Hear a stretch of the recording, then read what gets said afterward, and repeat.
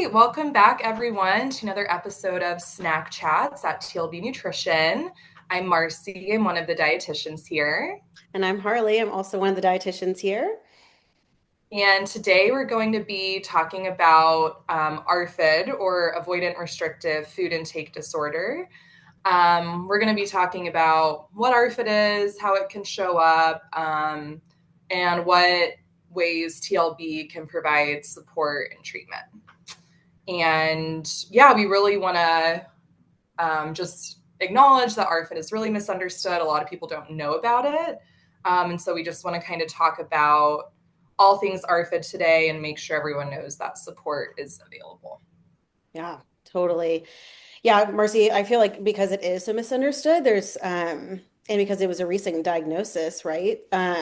Officially a diagnosis that um a lot of people are kind of realizing that maybe it applies to them. So I guess just kind of defining ARFID overall, it is an eating disorder, and it presents in a way where maybe it's a little different than people think of typical eating disorders. So um, the limited food intake is not related to body image concerns or anything along those lines. It's more so sensory sensitivities, potentially like fear of adverse reactions such as like choking, and then also potentially just overall lack of interest in food. So it's Yeah. not just picky eating. It goes so much deeper than that. So I think there was this like stigma of like, oh, my child's just a picky eater, and maybe so, but also there is a lot that goes into it, and a lot of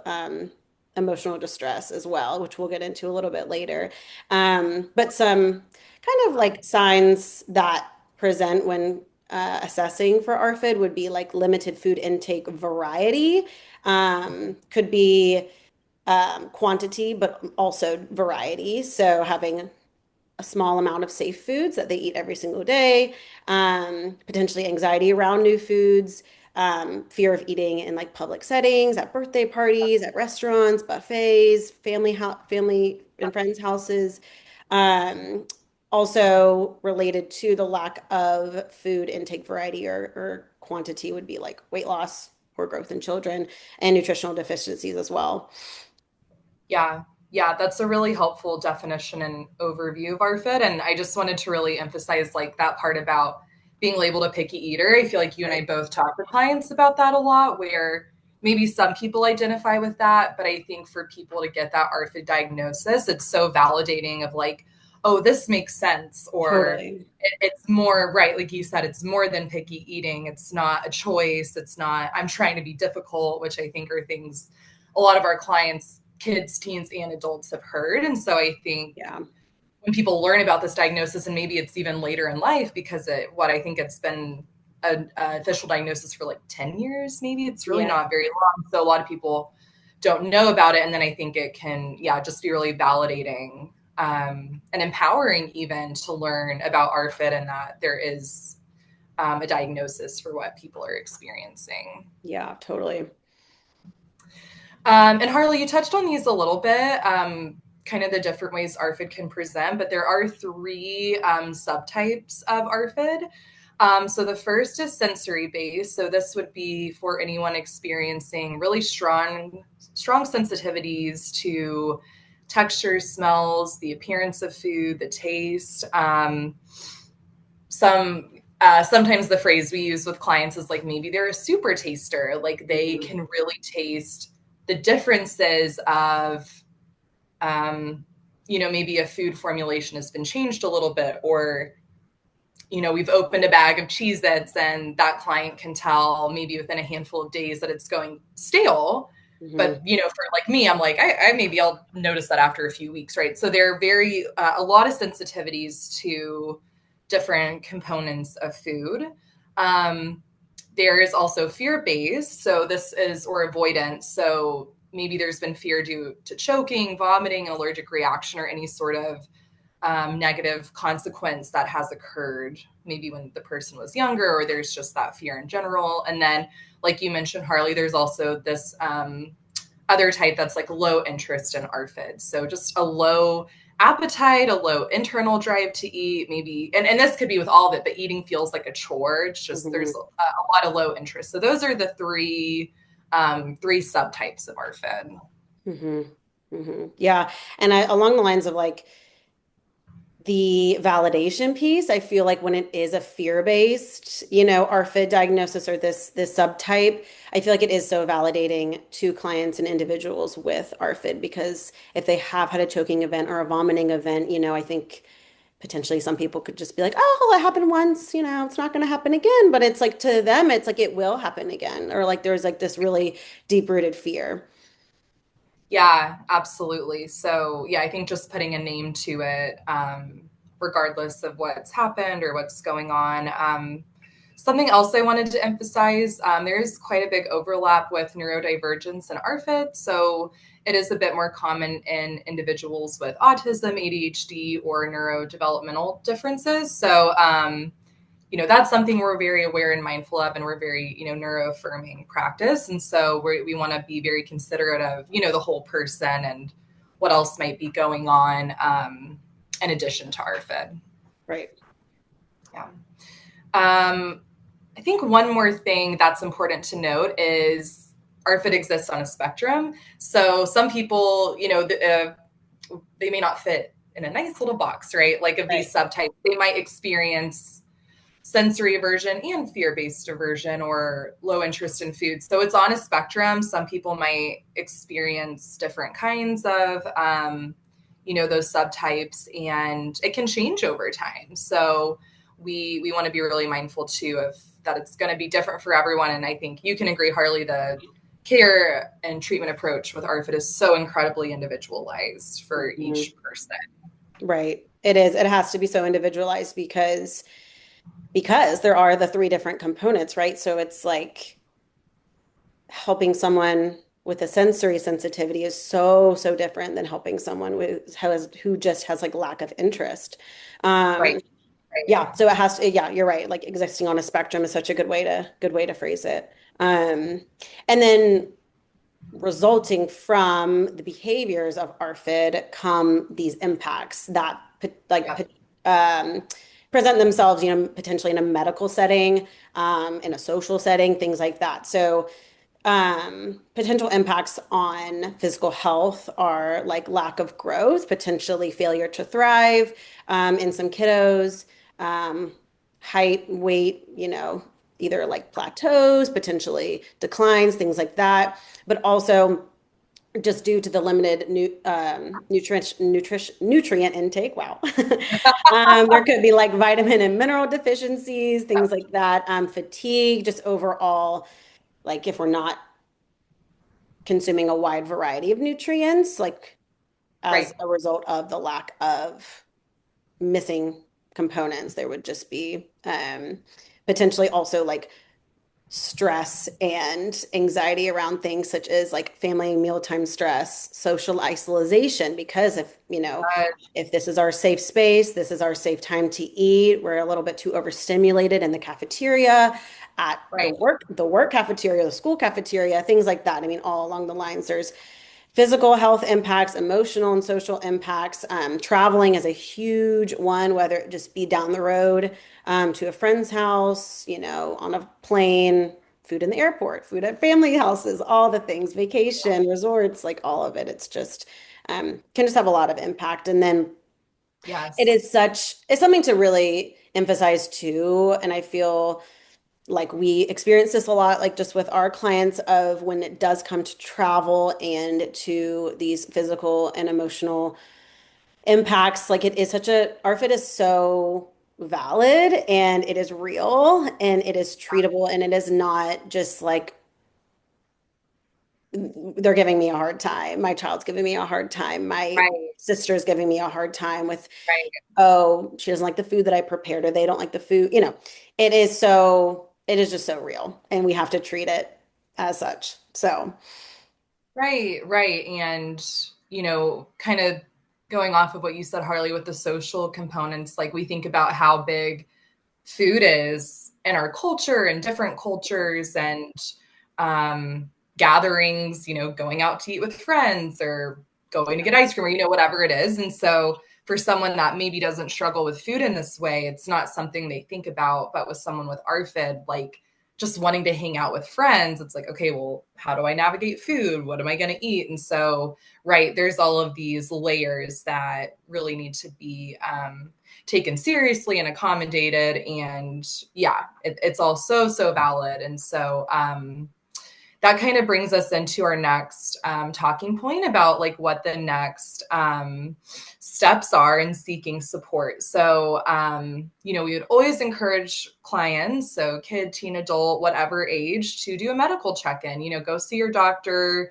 We want to assess, vitals, temperature, weight, height, for kids and teens, growth charts. We might need to do some blood work and ensure there aren't any nutritional deficiencies or things like that. So we do want to be coming at this from a medical perspective. And then, of course, we're going to recommend you work with a registered dietitian like us at TLB, where we can do so many things. Part of that is, I think a common goal with ARFID and nutrition is like, okay, well, let's expand the diet and variety. And that is part of it. We can incorporate exposures, and we want to food exposures, so trying new foods and building up tolerance to discomfort and things like that. But that will always be client-led and a lot of consent-based in that therapeutic relationship. And so that's part of it, but part of it too is coping skills when eating at a restaurant or in a stressful situation, or meal planning, or trying to find more nutrition balance across the board. So yeah, Harley, I'll let you chime in on that one a little bit since that's what we do on this. Yeah, 100%. I think something really important to emphasize of what you said is that it is consent based. Um, we work with a lot of kiddos in addition to adults with ARFID and all of this, and I think anybody at any age coming into a dietitian is like, they're gonna make me eat all this food, they're gonna have an agenda. And like then Right, I mean, in addition to the baseline anxiety that they potentially already feel, it's like coming in and right. having this random Yeah, right, individual be like, what are you gonna tell me about what I should be eating? And so I right, think like you and I really try to partner with the client and with the families and with the partners and whoever they're living with as their emotional and overall support to be like, how do we individualize this? What is important to you? Do you know, like right. potentially like culturally and all these things as Yeah, well? So totally. I think with the overall goal of expanding, food intake variety, it is so individualized and we can implement a little like, let's try this. Oh, that didn't work. We're gonna pivot.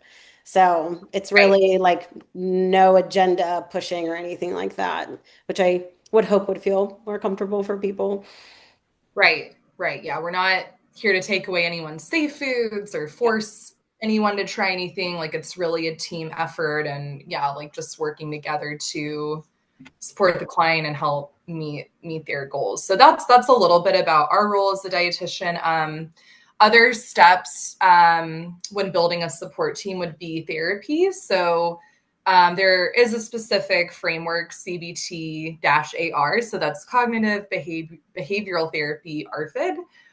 Is kind of a specific framework that can be used. But also, just general, just other therapists that are eating disorder informed and focused can be incredibly supportive. And then another specialty that we refer to often is occupational therapy. OTs are awesome. They're really cool. They do amazing work, and they can really help individuals address sensory processing differences that can make eating really difficult. And this can be for kids or adults. So working on strategies to tolerate textures, smells, food environments, building skills for self-regulation during mealtime. So these are things we do as well as dietitians, but they have a lot of other tools and, just a different framework where they can really support individuals in this way.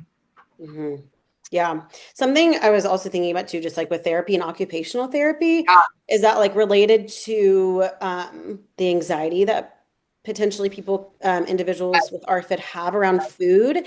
It just presents a lot of overall anxiety in general. And so when we are anxious, I think the majority of people have felt like when your stomach is full of butterflies, it doesn't want to be full of food. So it's like Totally. managing, how do we also address the anxiety with a variety of interdisciplinary individuals, professional individuals, and also address food exposures and things like this. So that's why like the interdisciplinary team is so helpful because it's not like a one track situation. Like we need all of the support to address an individual just holistically. Yes, I'm so glad you mentioned that about, the anxiety and like how that can physically manifest and make digestion and eating harder. Like, it all works together, and eating disorder care in general. The multidisciplinary team is the gold standard. So we definitely want to try and establish that with ARFID as well. A couple other pieces on kind of starting out this journey and seeking support. We really want to support family and caregivers as well. We are going to do a video specifically about ARFID for parents, so look out for that if that would be helpful for you. But for myself, adult clients I've worked with, I've met with partners or other family members or, like people that are involved in their day-to-day life. And so, we can provide support to them, but there are also support groups or parent coaching, or maybe a partner or family member needs their own therapy to really support their person, their loved one with ARFID. So we really want to make sure those individuals are supported as well. Hmm. Yeah. And then, we can kind of move into a little more specifically on how TLB can support you if you want to take that one away. Right. Yeah, absolutely. And I think just totally just going off of what you were saying, Marcy, of like support groups and all of that, TLB, we do have support groups for ARFID, kiddos, adults, all of it. And it's just really a safe group space to share lived experience, challenges, wins, all of it.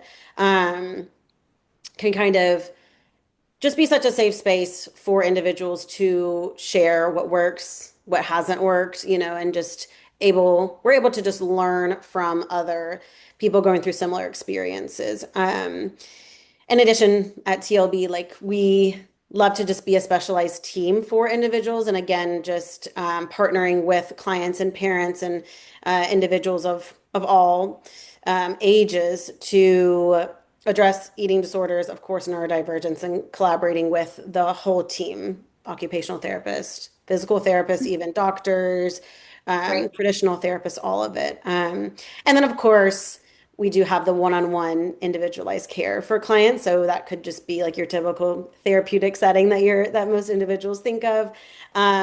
So would be, of course, a tailored approach, as we've mentioned many times in this video, to incorporate and to understand individuals' specific lived experience, specific challenges, specific goals, even, all of it. So, and it really just is all encompassing when it is collaborating with someone's Yes. therapist, their parents, their siblings, even just whoever they live with, partners, all of it, just to provide an holistic support and approach. Yes, absolutely. And I'll go back to the support groups briefly. Those are my groups that I lead. And I have videos on each of them. So definitely check those out. I talk about each group. So my adult ARFID support group and then my teen young adult support ARFID support group. I have videos on each of those talking about them in depth, like what to expect, what we talk about. But just quickly on that, like I think I've been doing this for a couple years now, and I think what I hear from pretty much all of my clients, adults and teens and young adults, is that they don't know anyone else in their life that has ARFID. So when they come to these community spaces, it's like the validation, like, oh, you get it, like, oh, we can make jokes about it, or Yeah. I don't have to explain myself so much. And so it's the groups are amazing, and I'm very honored to lead them and like share space with people, and I learn so much from them as well. And so if the groups are something you're interested in, I would encourage you to check out that other videos, and of course you can reach out to us for more information as well. But yeah, I think we just also really want to provide some encouragement to clients and families because this is really hard. I mean, any sort of eating disorder care is hard, but Yeah. especially with ARFID and getting started, it's really challenging. And so I say this to pretty much all of my clients or families with ARFID. It's a marathon, not a sprint. It's going to be small steps. And that's part of our approach is like, doing small, safe exposures, it's never going to be forceful. And maybe a lot of what we're working on at first is just reducing anxiety, like you were talking about, Harley. And so, um, yeah, it's a slow process, which Mm. can be frustrating, but Yeah. that is how change is most effective, and I would say a lot of ways in life, not just in this specific Hmm. situation. Yeah. 100%. Yeah, it is so slow sometimes, which in our world and culture, I think we're very used Oh to my gosh, like, I know. immediate gratification, all these things, but it's like I think everyone knows that like the slower things go, the kind of more sustainable it is long term. So it is like when helping individuals with RFID, it is a marathon and not a sprint, like you said. And that is so encouraging, hopefully just to kind of set like an expectation. It's Right, not um hopefully not too overwhelming, but it is just like we can kind of slow down and we want this to be lifelong skills that they develop and right. yeah, that it just is not this problem to fix. It's not like, okay, we need to address this in Yes. 6 months and then just be done with it. Yeah, and that's really important too, Harley. I think for us to emphasize, like our treatment approach, treatment in general, is not about fixing. Totally. It's like how can we make eating more manageable, less anxiety inducing, expanding options, expanding social options, right? So we're never like trying to fix anyone. Um, but yeah, building these skills and awareness and coping strategies, and all of that good stuff. Yeah. Yeah. Yeah. Yeah. It's been such a good conversation, I honestly. know. I We know. love talking about this. I know. Like, could keep going for like an hour. Totally, totally. Yeah. So I guess just to like provide just a small recap would just be Yes. that ARFID has many different types, three specific types in general, but of course every ARFID exists on a spectrum. So um Yes.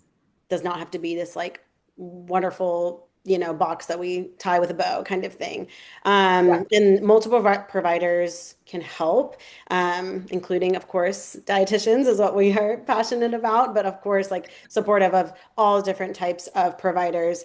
So yeah, if you or someone you know and love, is struggling with ARFID or potentially just wants to explore what it would be like to work with a dietitian, we would encourage y'all to just reach out to TLB for individualized or support groups. You can find us on our website, TLB Nutrition Therapy. And of course, also like we encourage questions or comments and all of it just to, maybe to potentially normalize a conversation, reduce some stigma, all of it. So feel free to comment or reach out to us to chat further about it. So it's Yeah. been such a good convo. I know. So fun. Thank y'all for tuning in today, and we hope to hear from you soon. And we'll see you in our next snack chat video. All right. Bye-bye. Bye.